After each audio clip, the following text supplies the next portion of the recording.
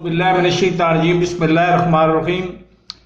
शेख रशीद को अगर मुस्लिम league Nawaz group की नानी कहा जाए तो ये गलत नहीं होगा। और यही खसूसियत थी, वाहिद यही खसूसियत थी कि इसकी वजह से शेख रशीद को रेलवे से उठा के वाकई वजीर दाखिला बनाया गया।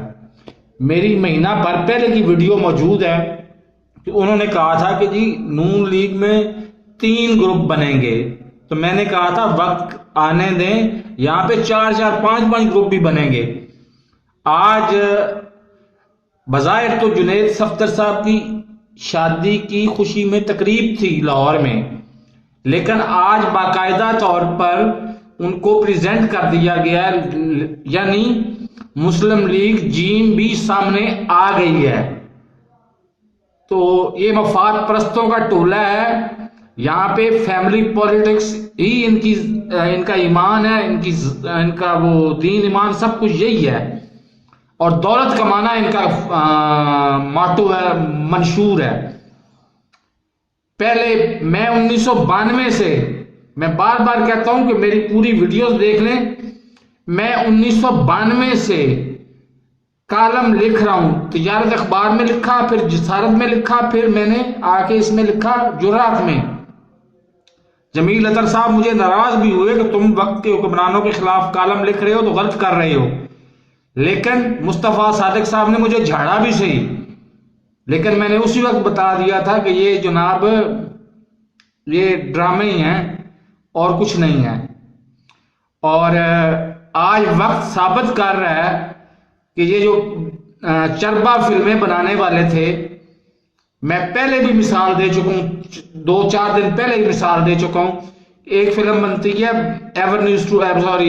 शाहनूर स्टूडियो में, अब तो शाहनूर स्टूडियो खत्म हो गया हुआ है, मौला जट। एक फिल्म बनती है एवरनी स्टूडियो में, वैशी जट। दोनों को मिक्स करके ये सामने सैदपुर में बैठक लेके बैठे हुए हैं, उधर मिक्स करके अपनी फिल्म लॉन्च कर देते हैं। जाग पंजाबी जाग तेरी पग नूं लग गया दाग, और मैं पंजाब का बेटा हूं। उसके बाद मैं उस वक्त ठनका था, उस वक्त मैंने सवाल उठाया था कि ये तो मियां शरीफ के बेटे हैं, पंजाब के बेटे कहां से आ गए।